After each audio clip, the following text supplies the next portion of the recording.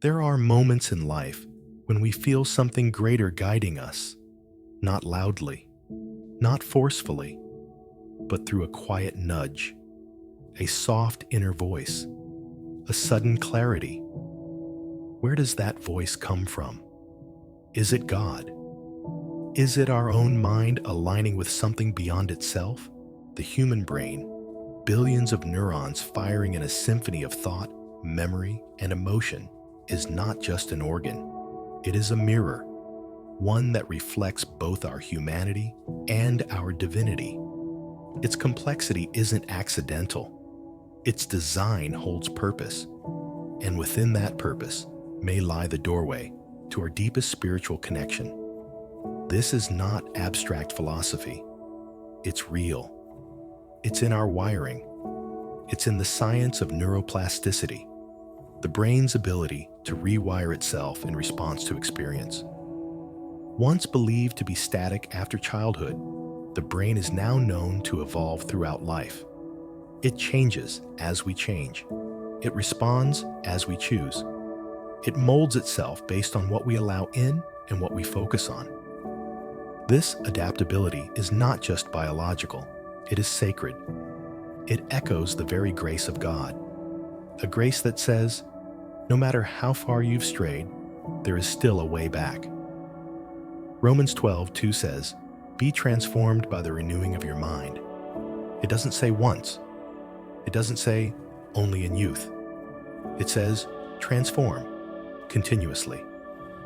Transformation is a daily choice, a spiritual and neurological rebirth. And the mind, when tuned properly, becomes a vessel for divine direction. Could it be that our brain is a receiver for God's frequency? A living antenna designed not only for thought, but for truth? The idea isn't new. Ancient spiritual texts across cultures speak of the mind as the gate between flesh and spirit, between human and divine, between self and source. In the Vedas, the mind is the bridge to Brahman. In the Torah, wisdom is written on the heart. In the Quran, reflection leads to divine understanding. They all point in one direction. Transformation of the inner self leads to revelation of the higher self. If we accept that the brain changes based on what we expose it to, what we think, feel, and speak, then our thoughts and words become not just expressions, but creations. Words shape the brain. Thoughts sculpt our reality. Emotions mold our perception of God. Think about that.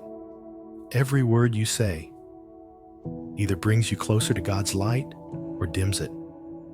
Every emotion you feed either strengthens your clarity or clouds it. In John 1:1 we read, in the beginning was the Word, and the Word was with God, and the Word was God. This isn't metaphor, it's instruction. Speech is sacred. Vibration is power.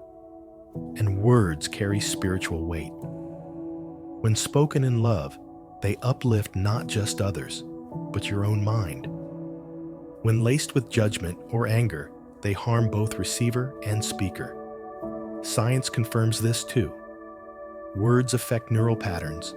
They activate emotional centers. They can heal or harm the very brain that speaks them. The ancient psalmist understood this deeply. He prayed, let the words of my mouth and the meditation of my heart be acceptable in thy sight. Because he knew, the heart and the tongue are linked. The mind and the soul are intertwined. And what we say becomes what we believe. What we believe becomes what we are. So if the brain is constantly adapting and our emotions constantly shaping it, then our spiritual journey is a dance between choice and creation, between what we allow and what we become. But there's more. Our brain doesn't only change through peaceful moments. It grows through pain. It grows through challenge. It grows through what scientists call shockers, sudden events that force adaptation. Spiritually, these are our trials, loss, suffering. doubt, not punishments, but refinements, fasting, meditation, silence. These practices were never meant to be rituals alone. They shock the system into alignment. They cleanse distractions. They sharpen clarity. God often speaks when the world grows silent. In the stillness, when the mind quiets, the signal becomes clearer. But that signal can be blocked, and it often is. Anger, envy, bitterness. These emotions cloud our vision and numb our sensitivity to God's presence. Not because He stopped speaking, but because we stopped listening.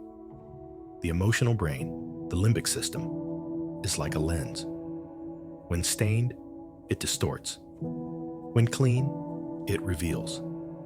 A peaceful heart hears God. A chaotic heart hears only echo. So how do we clear the noise? Through intention, through discipline, through choice. This leads to the law of choice. Spiritually and neurologically, it's the same. Every decision forms a pathway. Every repeated action strengthens it. Every thought repeated enough becomes belief. God gave us this gift, the ability to choose, to renew, to change. Free will isn't just moral, it's mechanical, and it allows us to align or to stray. Every step toward love is a rewiring toward light. Every step toward fear strengthens a different path. The more we choose peace, the easier it becomes to hear peace. The more we choose judgment, the easier it becomes to forget compassion. But God doesn't abandon us when we forget. He whispers louder. He redirects. This is the law of diversion. When a dream dies, another begins.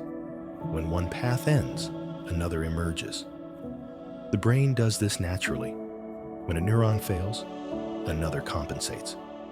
When we lose purpose, the spirit seeks new meaning. God closes doors not to punish, but to guide. He opens windows so we may look in new directions. The brain adapts. The soul adapts. And in that adaptation, we evolve. Then comes the law of cause and effect, one of the most sacred truths in both science and spirituality. Every action, seen or unseen, ripples outward.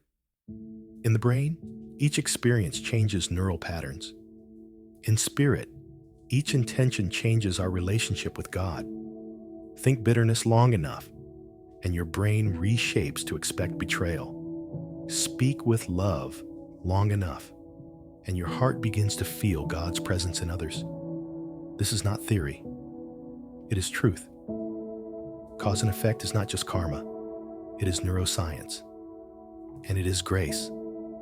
Because when we understand the cause, we can change the effect. When we recognize the seed, we can plant something new. The brain continues to surprise us.